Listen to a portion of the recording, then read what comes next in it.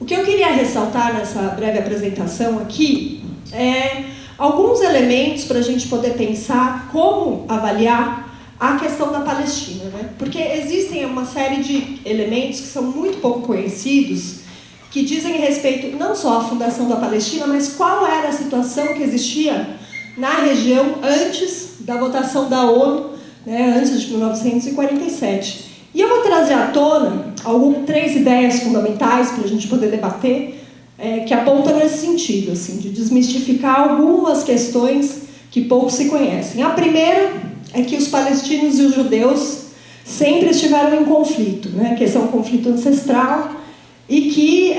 não seria derivado justamente do fato de que o Estado de Israel é um Estado artificialmente fundado, e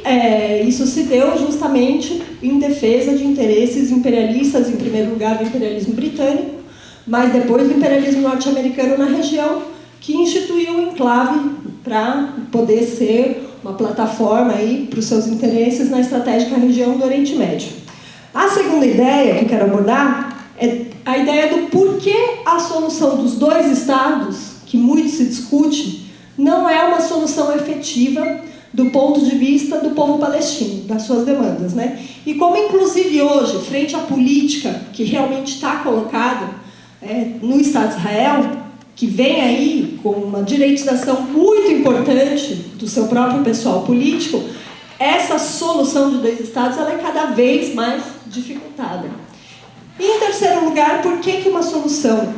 efetiva da questão palestina ela tem que se colocar no marco do avanço do movimento dos trabalhadores da região, não só dos trabalhadores da própria Palestina, como também dos trabalhadores árabes de conjunto. Então, essas são as três ideias fundamentais que eu queria colocar, e para conseguir abordá-las, eu vou pedir um pouco de paciência do plenário, mas para a gente poder fazer um certo resgate histórico de alguns elementos que são muito pouco conhecidos, muito pouco debatidos. Em primeiro lugar, eu acho que é importante a gente resgatar que durante os séculos de dominação moura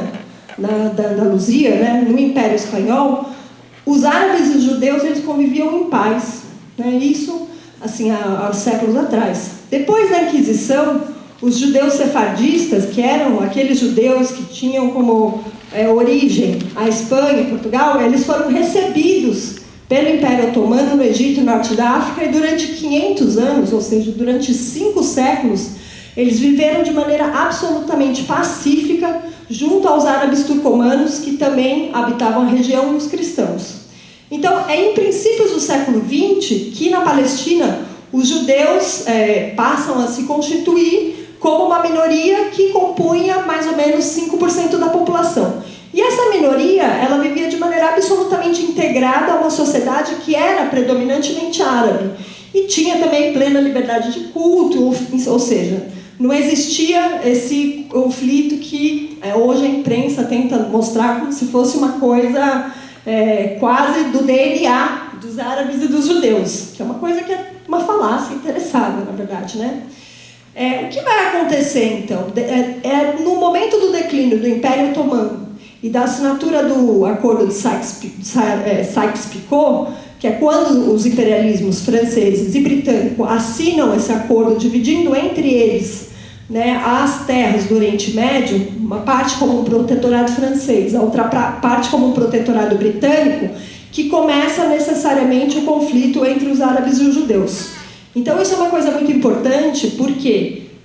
existe um grande papel das potências que ali dominam para que esse conflito se desenvolva. Ou seja, é um conflito estimulado de fora. Ele não é um conflito que parte necessariamente do convívio entre os judeus e os palestinos. Não é uma coisa natural,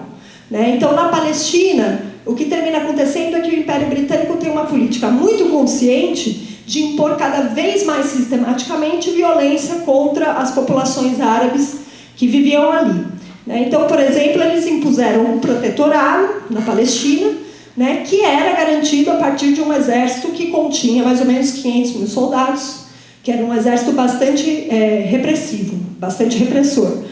Como continuidade desse processo, a gente tem também a Declaração de Balfour, que é uma declaração que tem a finalidade de controlar os movimentos nacionalistas árabes palestinos e que é instituído pelo governo britânico em 1917, né, redigido por dirigentes sionistas, que alentavam a formação de um lar nacional judeu na Palestina, né, que seria necessariamente dócil aos interesses britânicos. Por isso, justamente, a Grã-Bretanha apoiou, né, a Declaração de Balfour e foi aí uma das suas idealizadoras. Para que se tenha uma ideia, em 1917, nos 26 mil quilômetros quadrados que compunham aí o território da Palestina, conviviam mais ou menos cerca de 1 milhão de palestinos e 100 mil judeus. E naquele momento já começava então uma política anti-árabe, protagonizada pela Grã-Bretanha, que em 1921 tenta dividir o território da Palestina, deixando 80% para os árabes e 20% para os judeus. Ou seja, naquele momento, o que estava acontecendo era que a maioria das terras ainda estava em detenção dos árabes, mas que havia aí uma tentativa de ir aumentando através de leis, né, que cerceavam o direito dos árabes de disporem livremente da sua terra, um favorecimento paulatino, né, das colônias judaicas, como uma forma já de aumentar a política de exploração colonialista. Bom, mesmo tendo isso como cenário de fundo, o que eu queria mais chamar a atenção, que é o mais importante aqui da exposição que eu preparei, é o papel do movimento operário naquele momento, o papel do movimento de trabalhadores, que isso sim é uma coisa que pouco se discute, né, e que contesta bastante essa história de que os árabes e os judeus sempre se enfrentaram, sempre tiveram em polos opostos. Nesse momento, né, mesmo em 1917, mesmo depois de 21, é claro que a política da Grã-Bretanha levava a enfrentamentos entre árabes e judeus, mas no movimento operário existia de fato uma solidariedade entre os membros árabes e os membros judeus dessa classe, que lutavam muitas vezes por objetivos comuns, que faziam greves comuns, né, que se mobilizavam de maneira comum, muitas vezes pela transformação das condições de vida a qual eles estavam submetidos. Então, esses trabalhadores, árabes e judeus, eles muitas vezes compartilhavam o mesmo ramo de produção como trabalhadores e ramos muito importantes para a economia, como a metalurgia, os ferroviários, as comunicações, os portuários, também faziam parte das refinadoras de petróleo, e também atuavam em grandes padarias que naquele momento cumpriam um papel importante na economia, né, que continham centenas de milhares de trabalhadores, árabes e judeus, que juntos se viam como parte de uma mesma classe. O fato de ter uma identidade de classe nesse momento era superior, inclusive, às diferenças que poderiam haver entre esses dois povos. Então, essa classe trabalhadora, ela residia fundamentalmente em 2 grandes centros urbanos da Palestina, em Jaffa, né, que é um bairro original que vai depois se transformar na futura Tel Aviv, e em Haifa, que é o principal porto da região e, na época, era o principal centro industrial. Então, essa solidariedade entre os trabalhadores árabes e os judeus, eles se expressavam, por exemplo, nos sindicatos dos padeiros, que tinham declarado um caráter internacional e aberto a todos os trabalhadores das suas organizações. Estou fechando só com essa ideia. E essa unidade entre os trabalhadores naquele momento vai gerar uma grande preocupação por parte das direções sionistas, que já queriam instaurar um Estado que fosse um Estado unicamente judeu. Então, o que termina acontecendo, né? O máximo estrategista dos sionistas naquele momento, que era o Davi Ben-Gurion, que é o nome que todo mundo depois vai conhecer, né? Ele era líder na época da Histadrut, que é uma central operária sionista, e que depois vai ser um futuro chefe do Estado de Israel, quando o Estado é fundado, né? A partir da resolução da ONU. E naquele momento ele sustenta uma política de que os trabalhadores judeus eles deviam se organizar em sindicatos vinculados, ainda que separados dos árabes, em seções nacionais. Ou seja, ele tem uma política consciente para quebrar essa unidade existente até então entre os trabalhadores árabes e os trabalhadores judeus. E essa orientação ela é muito inspirada na política que já vinha sendo levada adiante na África do Sul, em que havia uma divisão de tarefas nas quais os brancos desempenhavam as melhores, né, tinham os cargos mais qualificados de trabalho, enquanto cabia aos negros os trabalhos mais precarizados. E observando essa dinâmica na África do Sul, que Ben-Gurion vai tentar levar essa política também para o interior da Palestina. Bom, isso faz com que os sindicatos sionistas da época cumpram um papel bastante nefasto, no sentido de quebrar essa solidariedade. Eles expulsam os militantes comunistas de origem judia, que reivindicavam sindicatos comuns, né? E nesse sentido a Central Operária Sionista, ela se esforça por todos os meios em romper as greves feitas por árabes e judeus conjuntamente, como o conflito de abril de 1933 em Nesha, sob a palavra de ordem Kibush Ha'alvada, né, que significa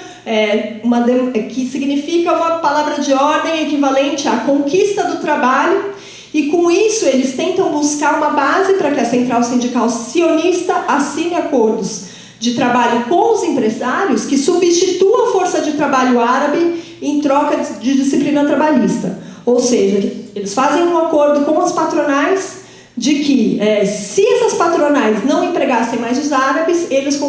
controlariam as greves nos locais onde eles existiam. Mesmo com toda essa política, isso não impede que haja uma greve geral muito importante em 1936, ou seja, antes da fundação do Estado de Israel, e que aí já existe um claro movimento que vem por parte do imperialismo britânico em se utilizar da Haganah, que é a milícia sionista criada em 1920, acho que todo mundo em algum nível já deve ter escutado um pouco esse nome, para acabar com a grande greve geral contra o regime que ocorre nesse ano na Palestina, que é uma greve bastante famosa. Enfim, quem estuda um pouco a história da Palestina sabe que foi um momento de resistência muito importante. Não só a política de isolar e marginalizar os árabes, que já vinha aí sendo uma prática comum, mas também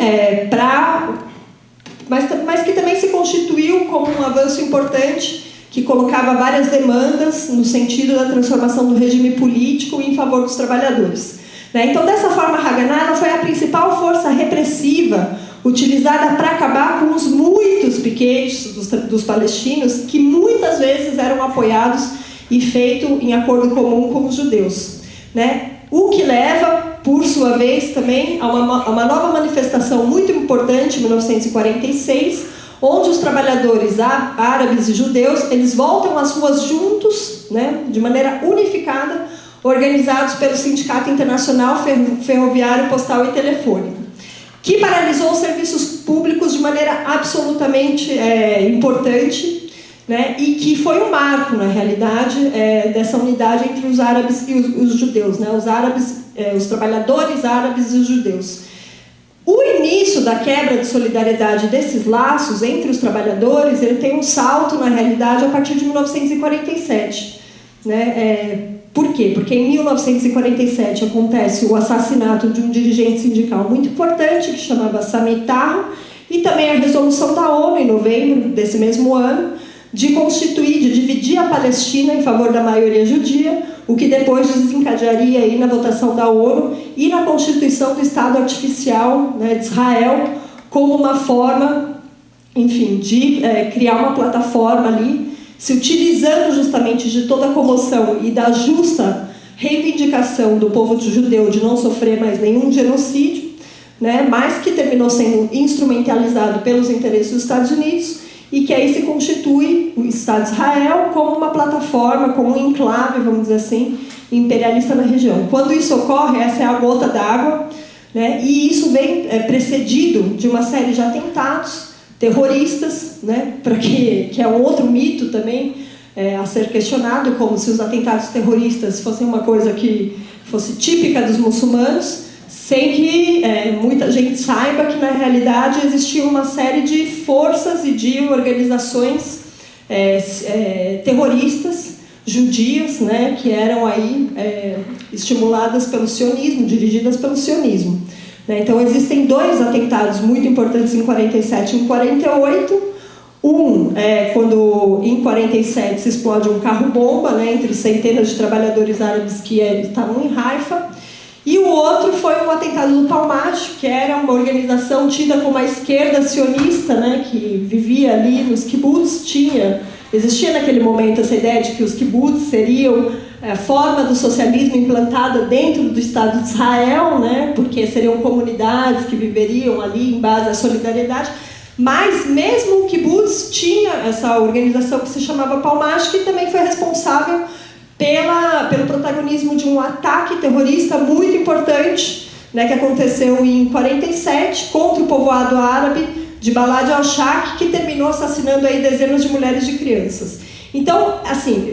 o que eu queria colocar de mais importante aqui nessa breve fala era resgatar como, na realidade, existia uma solidariedade prévia à fundação do Estado de Israel, e ela não era simplesmente entre os povos, ela tinha uma solidariedade bastante constituída no que diz respeito à classe trabalhadora judia, à classe trabalhadora israelense, e que o maior drama que existe hoje, para além do drama vivido cotidianamente pelos palestinos, com a ofensiva à faixa de Gaza,